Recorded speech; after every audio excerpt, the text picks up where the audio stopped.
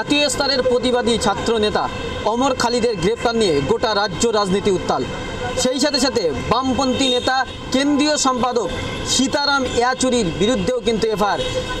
কয়েকদিন আগে অমর খালিদকে জেএনইউর প্রাক্তন ছাত্র নেতা অমর খালিদকে গ্রেপ্তার নিয়ে গোটা রাজ্য রাজনীতিতে শোরগোল হয়ে পড়েছে। এই নিয়েই এবার সরাসরি প্রতিবাদে গর্জলেন বিখ্যাত লেখক মানিক ফকির। ব্যক্তিগতভাবে অমর খালিদ হচ্ছেন আমার ছেলের বন্ধু, তাহলে তার সঙ্গে আমার সম্পর্কটা খুব আত্মিক।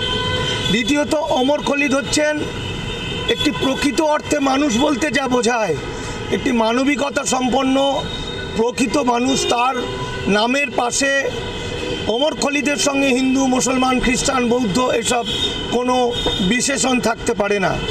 অমর খালিদ ভারতবর্ষের প্রতিবাদের কণ্ঠ। অমর খালিদ যেভাবে এনআরসি এনপিআরের মাধ্যমে ভারতবর্ষের ৮০ কোটি মানুষকে ভোটার বা বেনাগরিক করার যে কেন্দ্রীয় চক্রান্ত বিজেপির, সেই চক্রান্তের ভয়ে তার যে প্রতিবাদ, সেই চক্রান্তের বিরুদ্ধে যে প্রতিবাদ, সেই প্রতিবাদের অন্যতম কণ্ঠ হচ্ছে অমর খালিদ। সুতরাং প্রতিবাদীদের কণ্ঠকে রোধ করার যে প্রচেষ্টা কেন্দ্রের বিজেপি সরকার নানা রকমভাবে নিয়েছিল, যার একটা হচ্ছে দিল্লির ভয়াবহ দাঙ্গা।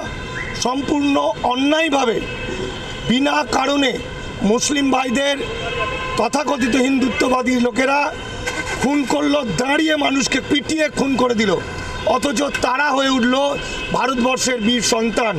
আর এই দাঙ্গার বিরুদ্ধে যারা প্রতিবাদ করলো, সেই লেখক, শিল্পী, সাহিত্যিক থেকে আরম্ভ করে প্রতিবাদী মানুষ, যাদের অন্যতম কণ্ঠ অমর খালিদ, সেই অমর খালিদের মতো মানুষদের সীতারাম ইয়েচুরি বামপন্থী তিনি প্রতিবাদ করেছিলেন।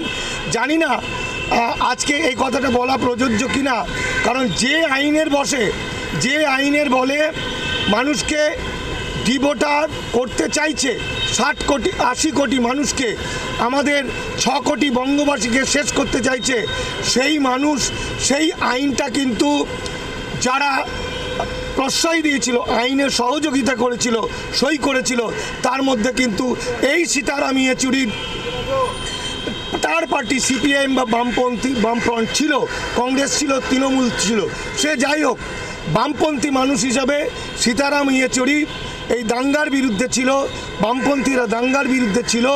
সুতরাং এই বামপন্থীদেরই হোক, আর লেখক, শিল্পী, সাহিত্যিককেই হোক, আর ভারতবর্ষের অন্যতম প্রতিবাদী কণ্ঠ no NRC, no NPR, no CAA মুভমেন্টের যে অন্যতম প্রতীক অমর খালিদকে গ্রেপ্তার করার মধ্যে দিয়ে তার নামে মিথ্যা কয়েক লাখ পাতার নাকি চার্জশিট বা ইত্যাদি অভিযোগ নিয়ে এসে, কয়েক লাখ পাতার নাকি অভিযোগ ইত্যাদি নিয়ে এসে আসলে ভারতবর্ষের সমস্ত প্রতিবাদী কণ্ঠকে বন্ধ করে দেওয়ার একটা ইঙ্গিত দিচ্ছে।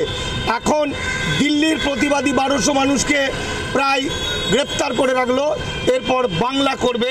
এইভাবে গোটা ভারতবর্ষের প্রতিবাদী কণ্ঠকে ওরা শেষ করতে চাইছে, কিন্তু ওরা জানে না এই ১২০০ আমাদের পশ্চিমবঙ্গের আরও ১২০০, এইভাবে ১২০০ করে ১২ লাখ মানুষকে গ্রেপ্তার করলেও এনআরসি এনপিআর ভারতবর্ষে মানুষ মানবে না, মানুষ কৃতদাস হতে চায় না। গ্রামকে গ্রাম, শহরকে শহর, মহল্লায় মহল্লায় মানুষ শুরু করে দিয়েছে প্রতিবাদ, প্রতিরোধ। হাতে লাঠি টাঙি যে যা পেরেছে আদিবাসীরা তীর ধনুক নিয়ে প্রস্তুত হয়ে উঠেছে নরেন্দ্র মোদী এবং হিন্দুত্ববাদী বিজেপির বিরুদ্ধে। এসআর ইউনিকম এখানে সহজ কিস্তিতে নামিদামি কোম্পানির মোবাইল সুলভ মূল্যে পাওয়া যায় এবং বিভিন্ন কোম্পানির fridge, mixer machine, AC, LED TV, home theatre ও বিভিন্ন ইলেকট্রনিক দ্রব্য সুলভ মূল্যে বিক্রয় করা হয়। ঠিকানা চিনিপুকুর রোড, কাশীপুর, দক্ষিণ ২৪ পরগনা। বিস্তারিত জানতে কল করুন 9153